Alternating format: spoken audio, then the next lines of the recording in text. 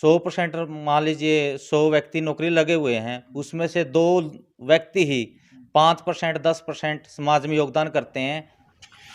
B2B देखने वाले सारे साथियों ने आपके साथी आपके भाई अमित राठी की ओर से जय भीम जय भारत। साथियों, आज मैं आया हूं गांव बड़सिकरी कला में, और बड़सिकरी कला में आज हम आए हैं हमारे कुछ सम्मानित साथियों से मिलने के लिए, जो बड़सिकरी कला के अंदर एक बहुत ही शानदार तरीके से लाइब्रेरी चलाए हुए हैं। तो सबसे पहले मैं उन सभी साथियों को साधुवाद देता हूं, उनको सैल्यूट करता हूं, उनको जय भीम जय भारत बोलता हूं। जो साथी इतना अच्छा कार्यक्रम कर रहे हैं लगातार शिक्षा को लेकर, और ये साथी काफ़ी वर्षों से इस चीज़ के लिए लगे हुए हैं। और आज हमारा भी इन साथियों को मनोबल बढ़ाने का जो उद्देश्य है, यही उद्देश्य है कि हम भी जो बड़सिकरी कला की ये लाइब्रेरी है, इसको पूरे हरियाणा प्रदेश के अंदर ही नहीं, पूरे देश के अंदर इसको पहुंचाने का कार्यक्रम हमारा है। इसको हम लेकर जाएं, जिससे और गांव के अंदर भी इस प्रकार की सोच पैदा हो, ताकि आने वाले जो जनरेशन है उसको अच्छे प्रकार से विचारधारा के साथ लगातार उन महापुरुषों की जो विचारधारा है उसको समझते हुए उसको आगे लेकर चले, और अच्छी प्रकार से अपना जीवन चला सके पढ़ाई के जरिए। तो आइए साथियों, अभी ये बाहर का दृश्य है, मैं आपको अंदर का दृश्य भी दिखाऊंगा और हमारे साथियों से भी रूबरू करवाएंगे। तो आज होगा साथियों, सारे साथी मिलकर नए वीडियो ने देखो और ज़्यादा से ज़्यादा शेयर करो, लाइक करो, कमेंट करो, क्योंकि आज मैं जो दिखाने जा रहा हूँ वो एक ऐतिहासिक स्थल समझ सकते हो आप जी उस जगह को, क्योंकि यहाँ पर जितने तमाम महापुरुष हैं उनकी विचारधारा लगातार कंटिन्यू देखने को मिल रही है। और अंदर का दृश्य भी आइए मेरे साथ देखिए, देखिए कितना शानदार तरीके से ये लगातार कई वर्षों से ये साथी लगे हुए हैं। तो मैं अजय बाड़ू भाई जो मेरे कैमरामैन है उससे भी कहना चाहूंगा कि पूरी लाइब्रेरी का एक बार सभी को दृश्य दिखा दे, ताकि जो ये लाइब्रेरी है पूरे हरियाणा प्रदेश में नहीं, पूरे देश विदेश तक पहुंच सके, और सभी गांव के अंदर जो इस तरह की विचारधारा है वो आगे बढ़ सके। तो आप देख सकते हैं चारों ओर का नज़ारा, देख सकते हैं कितना सुंदर नज़ारा है। तो मैं इन साथियों को एक बार फिर सैल्यूट करना चाहता हूं, क्योंकि ये जो साथी है लगातार मेहनत करके, एकजुटता दिखा के, सभी साथी मिल करके इस लाइब्रेरी में लगे हुए हैं, और ये पूरे देश के लिए बहुत ही गौरव की बात है। तो ये साथी काबिले तारीफ है, इनका काम लगातार। इन साथियों से भी हम जानना चाहेंगे कि आज तक यहाँ से पढ़कर कितने नौकरी लगे हुए हैं और कितने भिन्न भिन्न प्रकार के कार्य कर रहे हैं। तो इन साथियों से अभी हम चर्चा करेंगे। तो आप देख सकते हैं कि इस लाइब्रेरी का जो अंदर का नज़ारा है वो काफ़ी खूबसूरत है, काफ़ी। बड़सिकरी कला ये गांव है, एक बार फिर मैं आपको बता देता हूं, बड़सिकरी गांव के अंदर आज हम आए हुए हैं, जो काफ़ी बहुत ही सराहनीय कार्य इन साथियों ने किया है। तो इन साथियों से अभी हम जानना चाहेंगे कि किस प्रकार से कार्य करते हैं और किस प्रकार से इसको मैनेज करते हैं। हमारे साथी मौजूद है हमारे साथ, आइए इन साथियों से चर्चा करें। तो एक बार सभी साथी मिलकर B2B चैनल के जितने भी हमारे दर्शक हैं सभी को एक बार जय भीम जय भारत बोल दीजिए। जय भीम जय भारत। सर आपका इंट्रोडक्शन दीजिए। मेरा नाम गुरमीत है बड़सिकरी से, और हम 2009 से, सबसे पहले तो मैं B2B चैनल है यहाँ पर जो साथी आए हैं अमित जी और अजय बाड़ू जी का धन्यवाद करता हूँ। वो हमारे पास आए और उनका स्वागत है यहाँ पे। साथियों, हम 2009 से लाइब्रेरी चला रहे हैं यहाँ पे, और मिशन मूवमेंट हो चाहे हमारे जितने भी हमारे महापुरुष हुए हैं उनके मिशन मूवमेंट को आगे बढ़ा रहे हैं। और जैसा भी होगा, जैसे गांव में जो भी काम होते हैं स्टडी से लेकर या गवर्नमेंट जॉब की जो तैयारी करवाते हैं, यहाँ ट्यूशन पढ़ाना है, वो हम 2009 से कंटिन्यू यहाँ पर हमारा ट्यूशन सेंटर भी चल रहा है। तो साथियों, मैं तो सिर्फ इतना ही कहना चाहूँगा कि जितने भी साथी हैं सबसे पहले तो अपने लाइब्रेरी को ओपन करें हर गांव के अंदर, और बच्चों को शिक्षा के लिए जागरूक करें, और उनके अपने महापुरुषों के मिशन मूवमेंट को आगे बढ़ाने के लिए जितने भी अपने महापुरुष हैं उनकी विचारधारा को, उनके लिए जितनी भी किताबें हैं, या उनको आप कैडर के माध्यम से समझा सकें, या जैसे भी उनको किताबें देकर उनको आगे अपने मिशन को आगे बढ़ाने का काम करें। और ये तो बहुत बढ़िया है जी, जैसे अमित जी हो गए, अजय बाड़ू जी है, इन्होंने B2B चैनल के माध्यम से अपने मिशन को, अपने महापुरुषों की विचारधारा को आगे बढ़ाने के लिए ये आगे आए हैं। इनका बहुत बहुत धन्यवाद साथी। और हम यहाँ गांव बड़सिकरी में पहुँचे, दोनों साथियों को हम तहे दिल से धन्यवाद करते हैं। तो सर जैसे आपने बताया कि 2009 से आप कार्य कर रहे हैं यहाँ पर, लाइब्रेरी चलाई हुई है आपने, तो कितने बच्चे यहाँ पे अभी तक क्वालिफाइड हुए हैं, नौकरी में गए हैं अभी तक जी, कितने बच्चे हैं? साथियों 2009 से अब तक ग्रुप डी से लेके और स्केल 1 तक हमारे यहाँ से 35 से 40 जो एम्प्लॉयज़ हमारे गांव से निकले हैं, गवर्नमेंट और प्राइवेट। अप्रोक्सीमेटली 25 से 30 जो हमारे लड़के हो या लड़कियां, 25 से 30 सरकारी नौकरी पर लगे हैं और वो लाइब्रेरी की बदौलत ही लगे हैं। और अभी के समय में आप लाइब्रेरी के अंदर कितने ऐसे बच्चे हैं जो यहाँ पर पढ़ाई करते हैं? यहाँ पर अप्रोक्सीमेटली 10 लड़कियां और 25-30 लड़के यहाँ पर कंटिन्यू जॉब तैयारी कर रहे हैं गवर्नमेंट जॉब की, और कुछ साथी ऐसे भी हैं उन्होंने पेपर भी क्वालिफाई किए हैं गवर्नमेंट जॉब का। जैसे कम्पिटिटिव एग्ज़ाम आती है वो भी, जितने भी कम से कम कुछ लड़के ऐसे हैं अभी प्रोसेस में हैं, उनका 3-4 कुछ 5-6 लड़के तो ऐसे हैं उन्होंने मतलब 3-4 अभी कम्पिटिटिव एग्ज़ाम क्वालिफाई कर रखे हैं और उनका आगे भी प्रोसेस है मतलब स्टडी का। तो एक और साथी हमारे साथ मौजूद है, उनसे उनका नाम जानना चाहेंगे। साथी आपका नाम क्या है? उसका कुलदीप दानिया जी।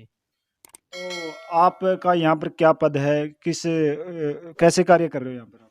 मैं लाइब्रेरी में प्रभारी बतौर कार्य कर रहा हूँ और हमारा लाइब्रेरी का एक ही उद्देश्य है कि हर एक बच्चे को शिक्षा से जोड़ा जाए, और शिक्षा से भी ऐसे जोड़ा जाए कि जो लाइब्रेरी में है, जैसे कोई कंपटीशन की तैयारी है वो, या फिर सबसे मेन उद्देश्य तो शिक्षा का ही रहेगा। सबसे पहले शिक्षा अगर होगी तो आगे बढ़ेगा बंदा।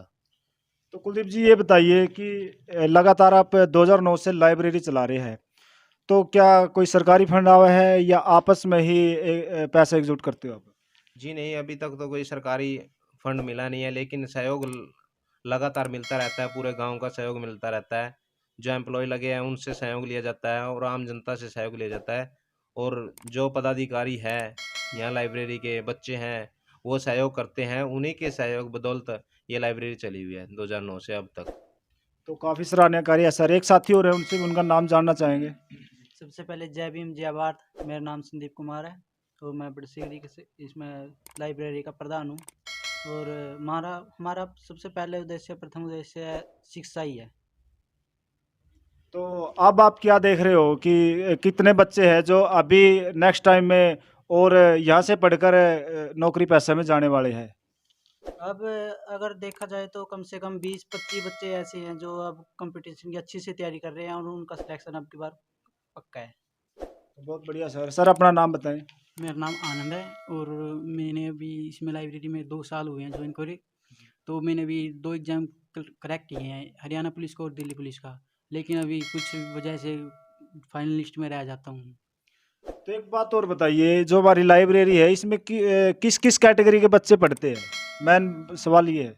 ये लाइब्रेरी सभी कैटेगरी के लिए है, यहाँ पे कोई जात भेद नहीं किया था, यहाँ पे सभी कैटेगरी आती है। गांव के सभी छोटे से लेकर बड़े बच्चे तक सभी आते हैं। चलो बहुत बहुत धन्यवाद सर। एक बहन जी भी मौजूद है, उनसे भी हम जानना चाहेंगे वो कितने समय से यहाँ पर पढ़ाई कर रही है। जय भीम बहन जी। जय भीम सर। तो नाम सर बताइए। मेरा नाम ज्योति है और मैं बड़सिकरी से हूँ। मेरे को लगभग 7 मंथ कंटिन्यू में लाइब्रेरी आ रही हूँ। मेरे को काफ़ी अच्छा लगा माहौल। मुझे बाहर की कोई भी किसी चीज़ की कमी नहीं है यहाँ पे। तो आप किस चीज़ की तैयारी कर रहे हो यहाँ पे? जी, मैं यूपीएससी की तैयारी कर रही हूँ यहाँ से। यूपीएससी की हाँ तैयारी जी। कर रहे हो, काफ़ी अच्छे तरीके से वो तैयारी चली हुई है। मुझे किसी चीज़ की कमी नहीं है। मेरे को यहाँ पर बुक्स भी, मतलब माहौल जैसा भी मेरे को चाहिए था, यहाँ सब कुछ है यहाँ पे। और दूसरी बात तो ये तो आपकी पढ़ाई को लेकर बात होगी, तो महापुरुषों की जहाँ तक विचारधारा की बात है उसको लेकर आप क्या कहना चाहोगे? महापुरुषों की सर, जैसे भी मेरे को यहाँ पर माहौल मिला उसके अकॉर्डिंग मैं यहाँ बहुत कुछ कर सकती हूँ, क्योंकि यहाँ की थिंकिंग है जो जैसे भी माहौल बना रखा है एक मतलब लाइब्रेरी का, ऐसा तो मैं कहीं पर नहीं मिल सकता मेरे को। तो कहने का मतलब ये है कि जो महापुरुषों की पूरी विचारधारा है वो लगभग बड़सिकरी गांव की इस लाइब्रेरी के अंदर देखने को मिल रही है। और मैं दर्शकों से भी ये अनुरोध करना चाहूँगा कि ज़्यादा से ज़्यादा इस वीडियो को आप शेयर करिए, कमेंट करिए, लाइक करिए, और हमारे जो साथी है उनका भी हौसला बढ़ाने की आप कोशिश करिए। मेरे साथी एक और है गुरुदेव अम्बेडकर जी, उनसे भी मैं लाइब्रेरी के बारे में कुछ सवाल करना चाहूँगा। तो गुरुदेव जी, सबसे पहले हमारे जितने भी तमाम दर्शक हैं सभी को जय भीम जय भारत बोल दिए।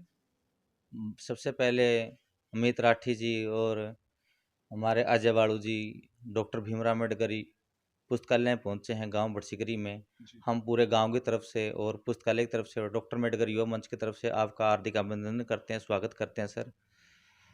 और मैं आपको बता देना चाहता हूं कि पूरे हरियाणा की बात करें हम, कोई ये बहुजन के नाम से या बाबा साहब के नाम से, ज्योतिबा फुले के नाम से, सावित्रीबाई फुले के नाम से, साहब काशीराम के नाम से एक पहला पुस्तकालय मेरे को दिखाई दे रहा है। क्योंकि जहाँ पर 30 से ज़्यादा सरकारी नौकरी किसी पुस्तकालय से लगी है और वो भी बिना किसी सरकार के अनुदान के बिना और समाज के लोगों के सहयोग के कारण यहाँ पर अच्छा माहौल और नौकरियाँ बच्चे प्राप्त कर रहे हैं। और हम उसके साथ साथ जो हम बहुजन महापुरुष हैं, जितने बहुजन महापुरुष हुए हैं, साहू जी महाराज हुए हैं, बाबा साहब हुए हैं, कबीर जी हुए हैं, नानक जी हुए हैं, रैदास जी हुए हैं और तथागत गौतम बुद्ध जी, हम सभी के कैडर की भी यहाँ पर बात रखते हैं 1 महीने में एक बार, ताकि हमारे बच्चे शिक्षित तो बने, लेकिन ऐसा शिक्षित ना बने कि हमारे समाज को भूल जाए नौकरी लगने के बाद, ताकि उसको समाज की जानकारी प्राप्त होती रहे, जब वही समाज का अच्छा मार्गदर्शन कर सकता है नौकरी लगने के बाद, वरना वो समाज से कट कर रह जाएगा। जैसे हमारी टीम सबसे एक सवाल पूछती है कि जैसे बाबा साहब ने पे बैक टू सोसाइटी को लेकर बात कही थी, आज आप उसको कितना देखते हैं कि उसके प्रति लोग कितने अवेयर हैं? बाबा साहब ने कहा था कि मुझे पढ़े लिखे लोगों ने धोखा दिया है। बाबा साहब की आज भी ये बात सच्चाई है, क्योंकि जो बहुजन समाज के 100% मान लीजिए 100 व्यक्ति नौकरी लगे हुए हैं, उसमें से 2 व्यक्ति ही 5% 10% समाज में योगदान करते हैं और 98% कोई योगदान नहीं करते। केवल आरक्षण के बाबा साहब ने जो अधिकार दिया था, आरक्षण दिया था, उसके बलबूते पर नौकरी प्राप्त करते हैं और अपने परिवार का पालन पोषण लगे सीमित रहते हैं। तो उनसे कनेक्ट हो जाए, इसके लिए हमने क्या करना चाहिए कि उनको भी अपनी जिम्मेवारी का एहसास हो और वो भी तन मन धन से ऐसे कार्यों के साथ जुड़े? तो ऐसा कौन सा आप कार्य समझते हो कि उनको हम जोड़ सकें? सबसे पहले तो हम उन लोगों से बात करनी चाहिए, क्योंकि ज़्यादातर वही लोग इस मिशन से कटते हैं। मैं तो मिशन ही बोलूँगा, क्योंकि बाबा साहब और साहब काशीराम फूले जी, साहू जी का मिशन ही है ये कि लाइब्रेरी के माध्यम से हम बच्चों को गाइड करें और उनको अच्छा मार्गदर्शन दें। मैं तो जो कर्मचारी लगे हैं उनसे एक ही बात कहूँगा कि सब चीज़ों को भूल के आप कैसे भी लगें, बाबा साहब का योगदान सबसे बड़ा है, लेकिन वो लोग नहीं मानते। 98% लोग नहीं मानते कि मैं बाबा साहब की बदौलत लगा हूँ, आरक्षण की बदौलत लगा हूँ। वो बोलते कि मैं अपने शिक्षा की बदौलत लगा हूँ, लेकिन उन लोगों को ये नहीं पता कि आपको शिक्षा का अधिकार, पानी पीने का अधिकार, कपड़े पहनने का अधिकार, चलने का, बैठने का, गाड़ी घोड़ा, ये सब बाबा साहब की देन है। क्योंकि अगर बाबा साहब संविधान ना लिखते, अगर कोई और व्यक्ति भारत का संविधान लिखता, शायद हम आज भी किसी न किसी जमादार या साहूकार के गुलाम होते। तो देखने में आवा है कि वो लोग भी जय भीम बोलते हैं, लेकिन क्या जय भीम का असली मतलब यही है?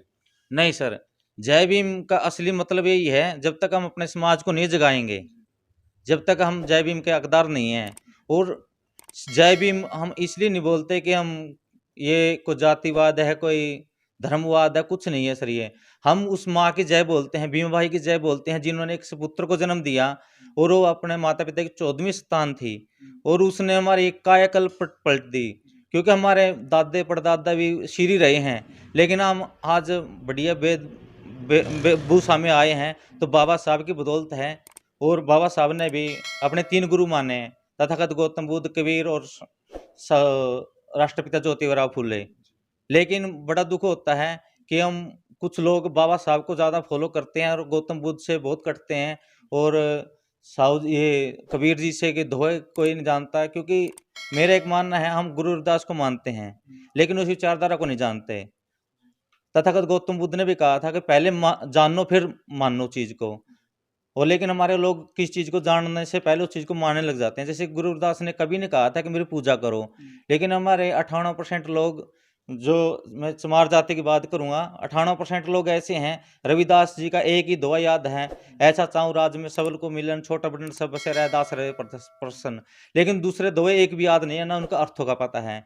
लेकिन हम उस चीज़ को भूल के जो उसका लक्ष्य था, गुरुदास ने जी ने भी अनपढ़ होते हुए भी इतनी बड़ी बड़ी वाणी लिखी, इतने बड़े बड़े दोहे लिखे जो समाज को जागृत करते हैं पाखंडवाद के खिलाफ, अंधविश्वास के खिलाफ और शिक्षा को बढ़ावा देने के लिए बहुत बड़ा योगदान कराया है गुरु रैदास जी ने। लेकिन हमारे लोग उसके दोहे को नहीं अनुसरण करते, लेकिन उसको मानने लगते हैं।